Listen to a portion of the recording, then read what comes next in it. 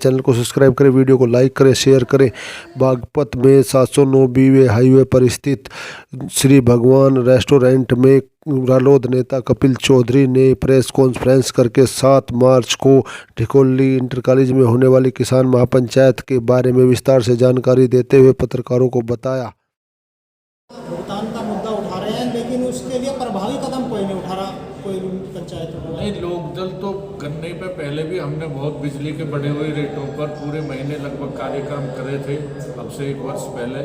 और गन्ने का भी जो इन्होंने इसी बड़े स्तर पर जो आंदोलन चल रहा है, फिर भी ये सरकार इतनी संवेदनहीन किसानों के प्रति है कि लगातार तीसरे वर्ष में गन्ने का 1 रुपये का दाम भी इन लोगों ने नहीं बढ़ाया है।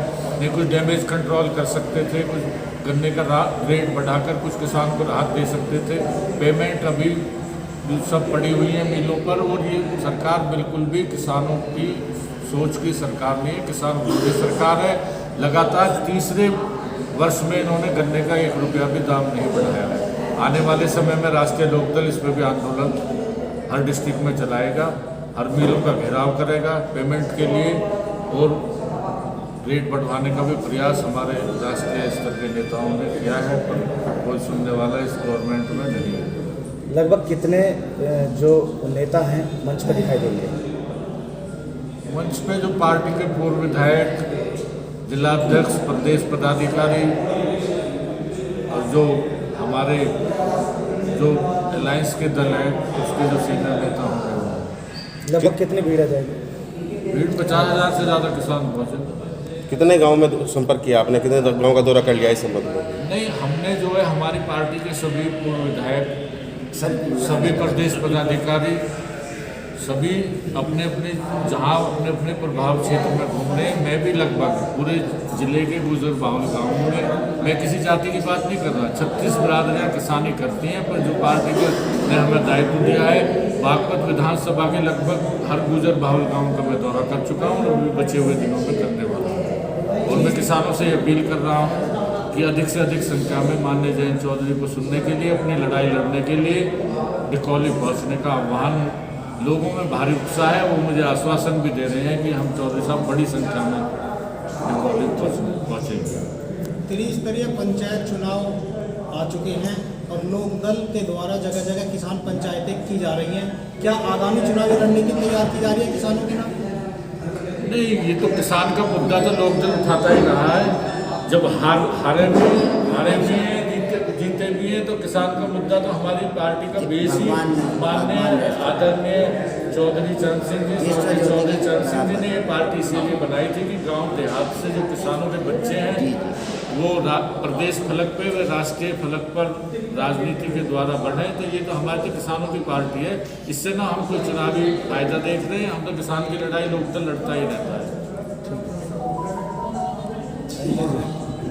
दुनिया भर का काका इंडिया को बनाया, अब एक और चीज़ वो कर रहे हैं कि बेचो इंडिया, जो उन्होंने ये सब चीज़ें शुरू कर रखी हैं। अब एक बेचो इंडिया का है।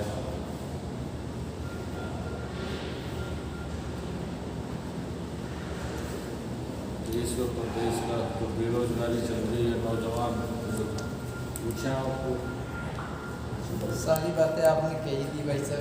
है तो आप मैंने बता दी थी कि नेता बेटा ना भाई नेता कार्यकर्ता हूँ लोकदल का। आने वाले समय में यूपी में 2022 में आने वाले विधानसभा के चुनाव में प्रदेश सरकार को किसान, मजदूर, नौजवान व मध्यम वर्ग की अवहेलना बहुत भारी पड़ने वाली है, और उसका जवाब वोट की चोट से किसान जातियां देने का काम करेंगे।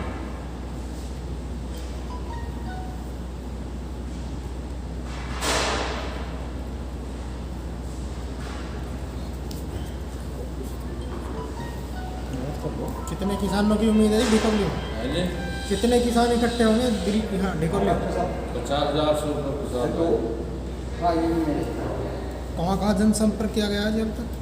जनसंपर्क पूरे जिले में राष्ट्रीय लोकदल के सभी पदाधिकारी, क्षेत्रीय अध्यक्ष, जिलाध्यक्ष, सभी पूर्व विधायक, मैं भी लगभग जिले के व बागपत विधानसभा के गुजर बाहुल सभी गांवों में लगभग अपना जनसंपर्क कर चुका हूं। जो बाकी बचे हुए गांव हैं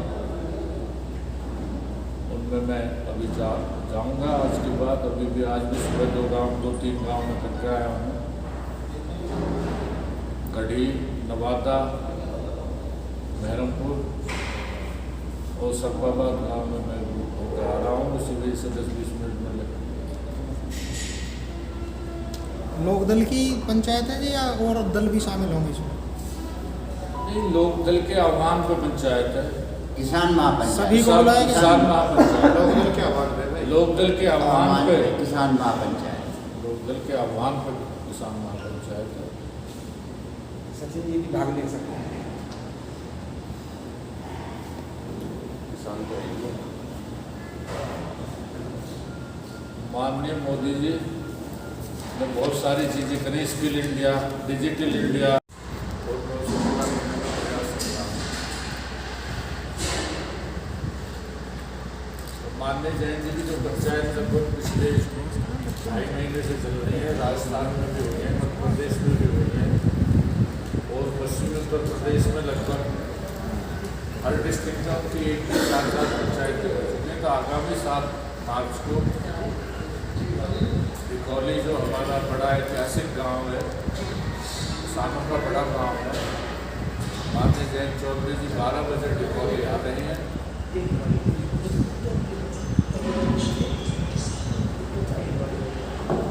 डिकौली आ रही है, उसी के संदर्भ में आप लोगों से मुखातिब हुआ हूँ।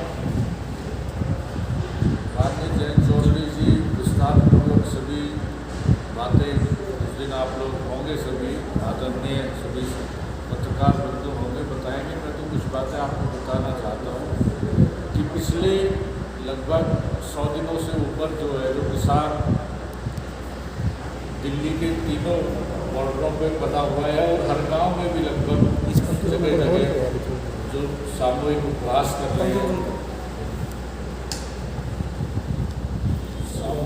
उपवास कर रहे हैं, कहीं कार्मिक अनशन पर बैठे हुए हैं, फिर भी ये किसान विरोधी सरकार के, ना तो प्रदेश सरकार के ना केंद्र सरकार के कामों पर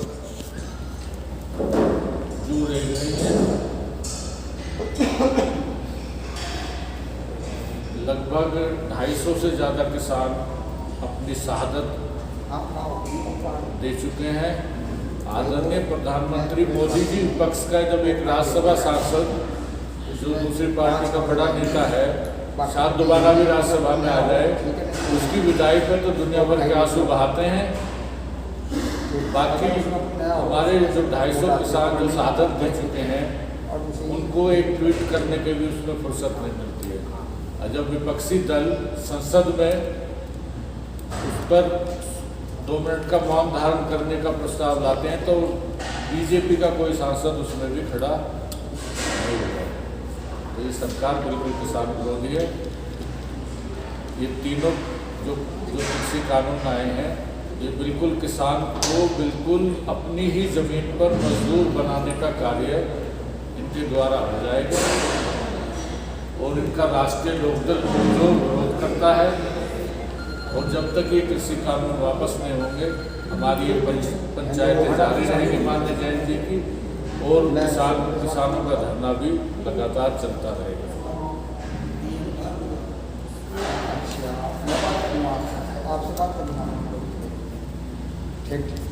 देश प्रदेश में लॉ एंड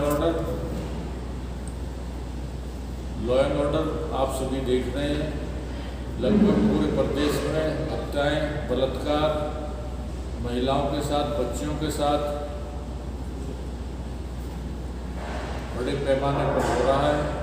भुगतान का मुद्दा उठा रहे हैं लेकिन उसके लिए प्रभावी कदम कोई नहीं उठा रहा, कोई पंचायत नहीं। लोकदल तो गन्ने पे पहले भी हमने बहुत बिजली के बढ़े हुए रेटों पर पूरे महीने लगभग कार्यक्रम करे थे अब से 1 वर्ष पहले, और गन्ने का भी जो इन्होंने तीसरी इसी बड़े स्तर पर जो आंदोलन चल रहा है, फिर भी ये सरकार इतनी संवेदनहीन किसानों के प्रति है कि लगातार तीसरे वर्ष में गन्ने का 1 रुपये का दाम भी इन लोगों ने नहीं बढ़ाया है। नहीं कुछ डैमेज कंट्रोल कर सकते थे, कुछ गन्ने का रेट बढ़ाकर कुछ किसान को राहत दे सकते थे।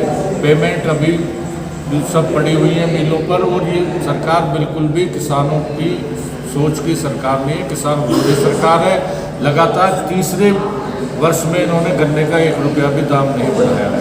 आने वाले समय में राष्ट्रीय लोकदल इस पर भी आंदोलन हर डिस्ट्रिक्ट में चलाएगा, हर मिलों का घेराव करेगा पेमेंट के लिए, और रेट बढ़वाने का भी प्रयास हमारे राष्ट्रीय स्तर के नेताओं ने किया है, पर कोई सुनने वाला इस गवर्नमेंट में नहीं है।